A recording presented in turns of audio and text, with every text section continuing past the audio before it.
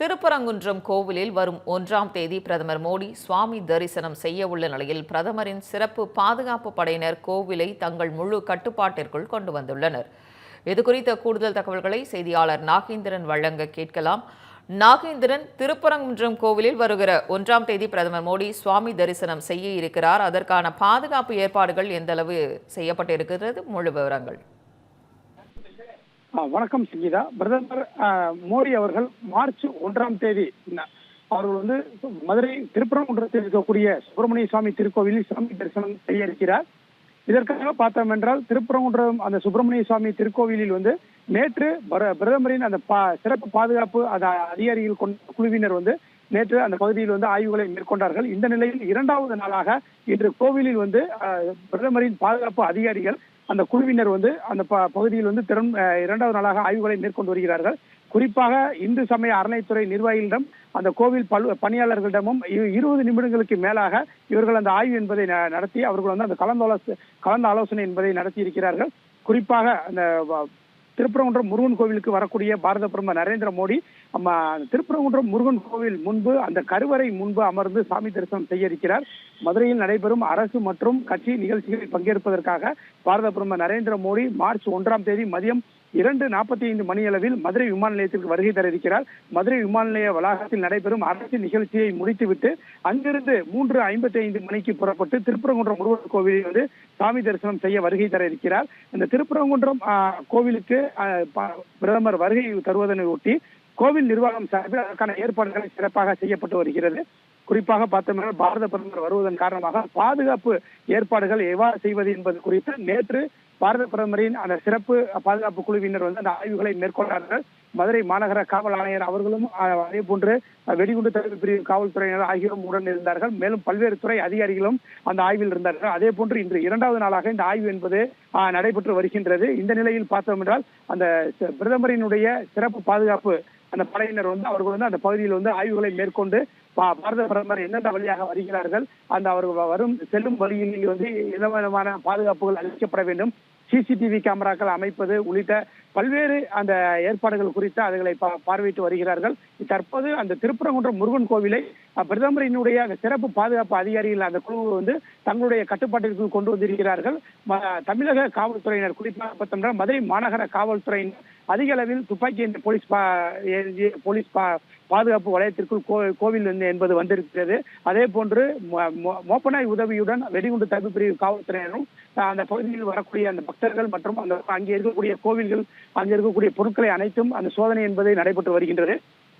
இந்த நிலையில் பார்த்தோம் என்றால் மதுரையில் பாரத பிரதமர் நரேந்திர மோடி பங்கேற்கக்கூடிய தேசிய ஜனநாயக அந்த கூட்டணி கட்சியினுடைய பிரச்சார பொதுக்கூட்டம் என்பது இன்னும் 2 நாட்களில் நடைபெற இருப்பதன் காரணமாக அதற்கான ஏற்பாடுகள் மிக பிரம்மாண்டமாக மதுரை அந்த மண்டேலா நகர் பகுதியில் நடைபெற்று வருகின்றது.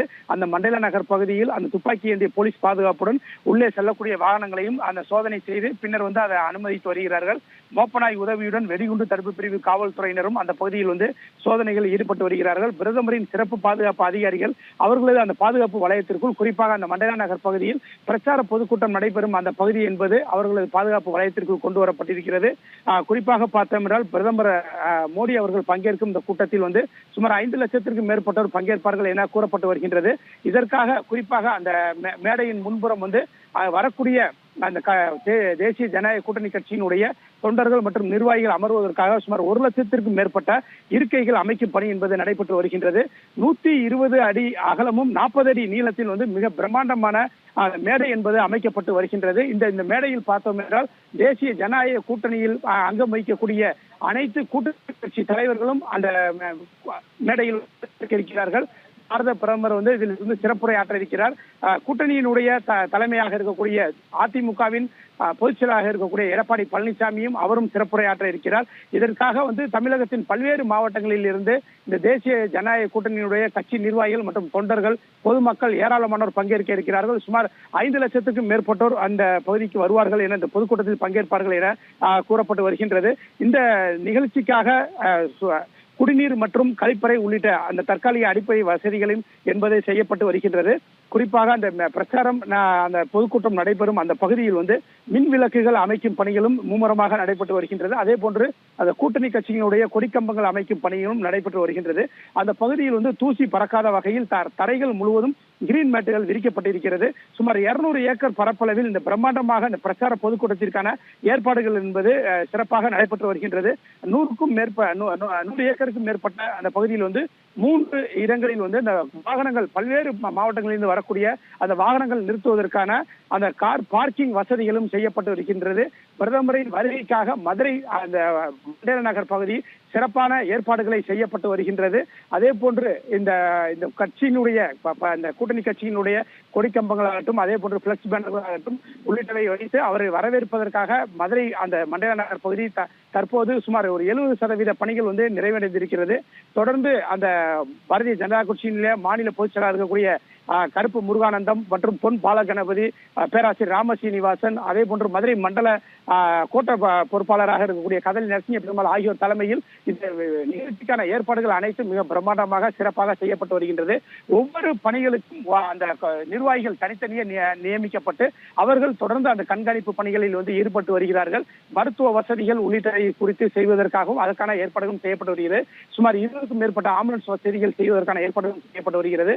வெயிலின் தாக்கம் அதிகமாக இருப்பதன் காரணமாக குழந்தைகளை இந்த பொதுக்கூட்டத்திற்கு அழைத்து வர வேண்டாம் எனவும் அந்த பாரதிய ஜனதா கட்சியினுடைய மாநில பொதுச் செயலாளர் இருக்கக்கூடிய பொன் பாலகணபதியும் தெரிவித்திருக்கிறார். இந்த நிலையில்